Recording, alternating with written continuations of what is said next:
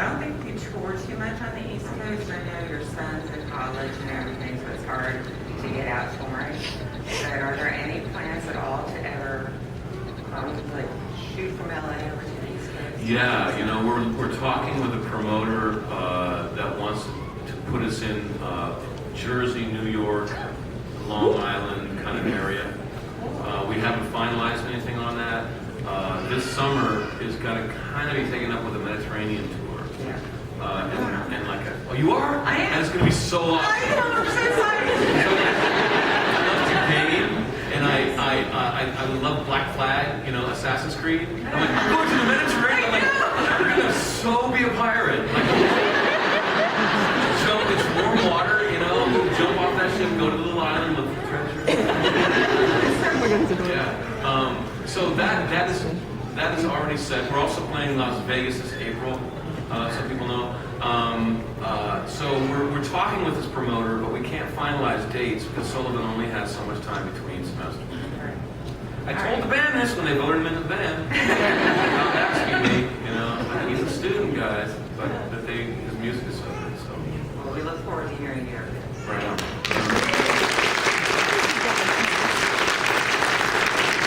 Hey James, Fraser, as always. Hey, bro. Just wanted to tell you one of my favorite guilty pleasure films to watch every Halloween is the 1999 remake of House on Haunted Hill. I was just curious how that role came to be, because it was kind of interesting casting both you and Lisa Loeb, and if you had any stories to tell about that. Yeah, I took that because I wanted to do something with Jeffrey Rush. I think that he is one of the best actors I've ever seen. What was that first film he did? Oh, Shine. About the piano player. Oh my God. You know, and I remember Shakespeare in Love had nothing to do with Shakespeare. Like nothing. As a Shakespeare fanatic, that was bull. You know, because like Romeo and Juliet is not actually about love. It's about love getting crushed by weapons. Like Shakespeare was not going, oh, I'm in love, I'll write Romeo and Juliet. No, he was like, if a friend got murdered by a sword and he got mad about, oh my God, we're losing our society through, because the rapier got invented, by the way. This is why Romeo and Juliet got invented. Because they metallurgy advanced to the point where they could make a sword that was basically a big needle.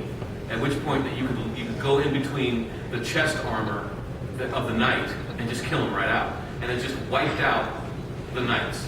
Just went. And the middle class that was ascending at that point, everyone could afford a nuclear weapon, and everyone just, it was a fashion statement. And 30% of the population of Europe died in like 3 years.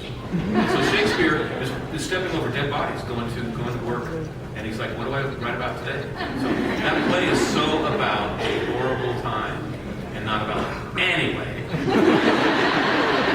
So the one thing I loved about Shakespeare in Love was Jeffrey Rush as a theater producer getting his feet burned. Like, pay us! I can't! I'm so sorry! Ah! You know? Because I used to produce theater, and that's exactly what it's like. It's like I'm hiding from this guy. I owe him money, and I'm just going to go to lunch somewhere else because I don't want to meet Dave right now. And then, I'll pay you, Dave. I'm running away from you. So I took that to work with Jeffrey and found out that he was an awesome dude, a freak, and an awesome dude. Lisa Loeb was really cool. Lisa is married, I think, still to Frank Zappa's son, Tweezle. Yeah. And she just kept promising me. We were riding the Hulk ride before it was open. Yeah, and that's a pretty good ride. And she was promising me that she was going to throw up on me because she hated those rides. And she never went on them, but this is a good role. And she was like, James, I'm so going to hurl. I'm like, no, one more woman, don't hurl. I'll tell you what, here's an idea. Don't throw up, okay? And she didn't throw up on me, so now I love her. Yeah. How many times did you ride the roller coaster? 5. I was like, oh, come on, one more. Yeah, it's so awesome. You guys, how many people have ridden the Hulk? There's like steam on the ground, and you think that you're going to just face plant into the ground because the hole in the ground that's hidden by the steam when you go through. It's so good. Yeah. That sounds amazing. Yeah. Thanks.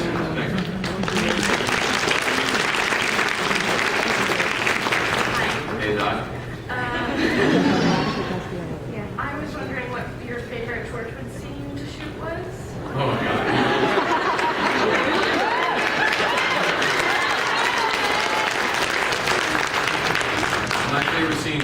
kissing John.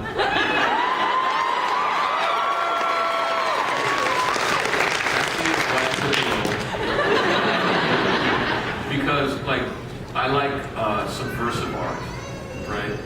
When I had a theater company, it was subversive. And subversion is not about trying to make people uncomfortable.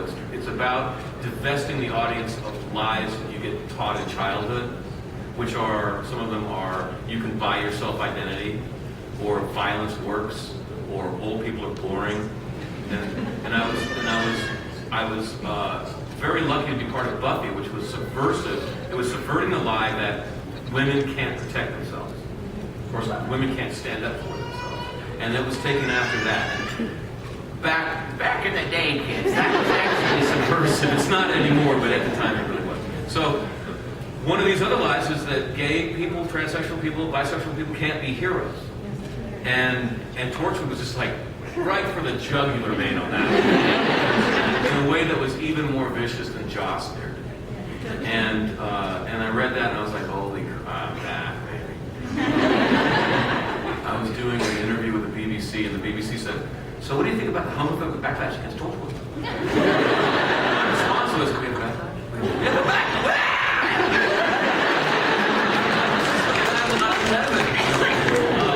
And so I think we offended all the right people with that.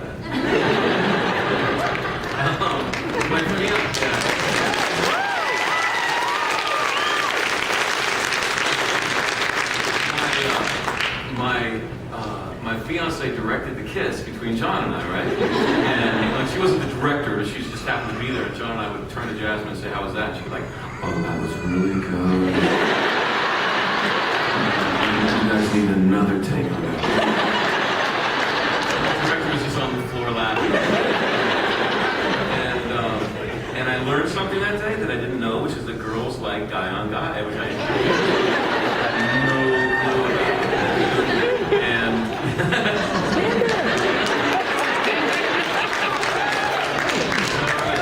that's why we're rooting for Spike and Angel for all those years. I got more sugar that day from my fiance. As a guy, you're always hoping for sugar, and so many days you don't get the sugar. So that day, that was the highest sugar cocktail. And now I'm walking by the drama from my house. So it's busy. So yeah, so then I got to kiss John, and then we got to fight, which is always my favorite thing. And John and I both come from theater where you don't get a stuntman. Like, oh, stuntman, what's that? We have to do this, you know? And so we tried to not let the stuntmen in the sequence. We were like, just for fun, let's see if we can not have them come in. And we didn't do it, but there was one shot that they came in. But every other shot we fought for. And that was really fun. So yeah, that was a good day. Really. Thank you. You're welcome.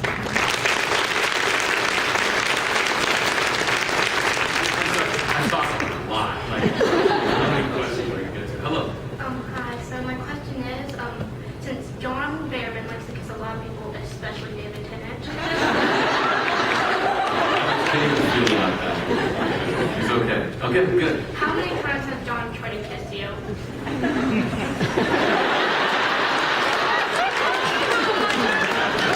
Okay, not only on action. I made this horrible mistake, right? Like, the Torchwood cast are very close and they're very comfortable with each other. And there's absolutely no power games among the cast. John is just another one of the cast. John is one of the coolest people I know. If I was to have a lead on a show, I'd pick John in a second, right? And I didn't know that on my first day, right? And John is a maniac. He's a maniac. So, and he's, you know, I don't think he minds people knowing he's gay. So you know how some gay men, they get away with murder on women. They're like, this is fun, you know?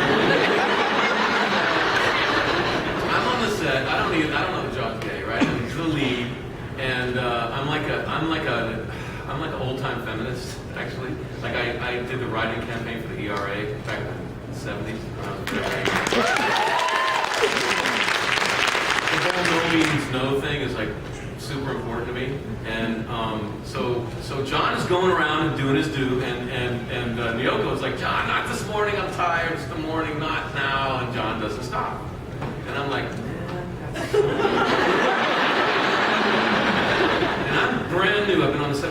15 minutes, but I can't hold my tongue. And I just go, Nyoko. And she's like, what? I'm going to sneeze. And she's like, what? I'm like, just when it comes behind you like that, just go, achoo, boom, right into the back of the neck. Gets his attention real quick. Or the top of the foot, lots of small bones there, baby. Just a little bit of the heel down on top of that foot, he'll stop right away. Or there's a big bone right here. Doesn't matter if your hands are small. If you go back this way, it's a big bone. There's a big bone right behind it. You can just do a lot of happy damage that way. And the whole cast looked at me like, who is the freak that we let in? And it was a trying to get back from that and have them understand that I'm actually not a maniac. Well, I am, but I can control it. I don't forget the question. Did I answer? I don't remember. Has John tried to kiss you? Oh, so thank God. I'm here. So I think based on that experience, I don't think he ever tried. He licked me one time. There's a photograph of that when I signed it sometimes. And by that time, I was so willing to, if you can lick me, then you can lick me. Yeah, that's all.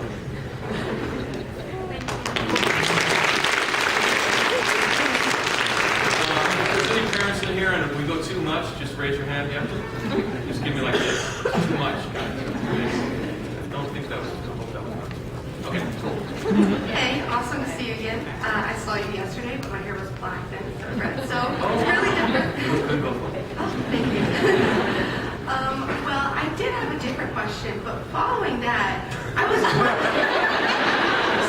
was wondering, have you heard John Barrowman tell the story about that? Because he tells it a little different. Yeah, he does. Yeah. What is his version?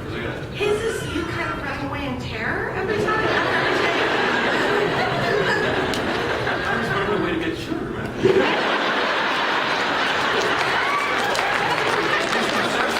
It's probably different based on that first day. That guy's got a stick, like, that guy's really uptight. But no, I was not running away in terror. No. Yeah.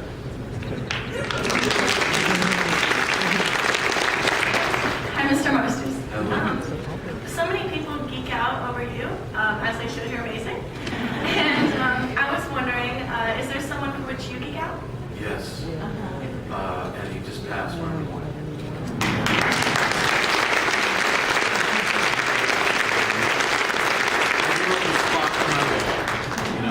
Back in the day, I was at one of the first fan conventions ever back in the 70s when I was 13 years old. And I had pointed ears that my friend made. I had the phaser that I made myself. I had the tunic that my sister helped me sew. I had the leather boots that I got in the secondhand store. I looked like a good Vulcan, big blonde afro. And I was beautiful for the first time in my life. And I discovered how great conventions are. Yeah, clap for that.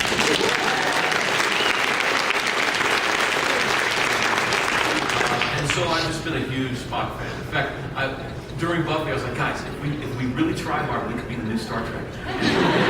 Spock. And so when I first met Leonard, I just totally geeked out. But he was trying to rest, man. He was just, because he's like 75 years old, and he was trying to have his coffee. I'm like, you are amazing. He's like, please, and so he left. And then I saw him again, and I couldn't help, and I tried to be calm, but then I and so every time after that, whenever I see Leonard, I just turn on my heels and walk away. I don't want to, I didn't want to embarrass myself. I didn't want to put him through it again. I'm like his biggest fan. Yeah. Did you see the backpacks yesterday? Where they did, it's on the Wizard World Instagram now, but they did, the bagpipers had Live Long and Prosper, and they played like a tribute. There's a video though, there's video. I want to see that. Yeah. And by the way, telling me I'm fantastic. It feels great, but you're imperiling my soul. I've really, after a convention, I've got to come back down to reality. I fame is toxic to the human soul, and the longer you're exposed to it, the more in danger you are. So I surround myself with people who really don't care about that.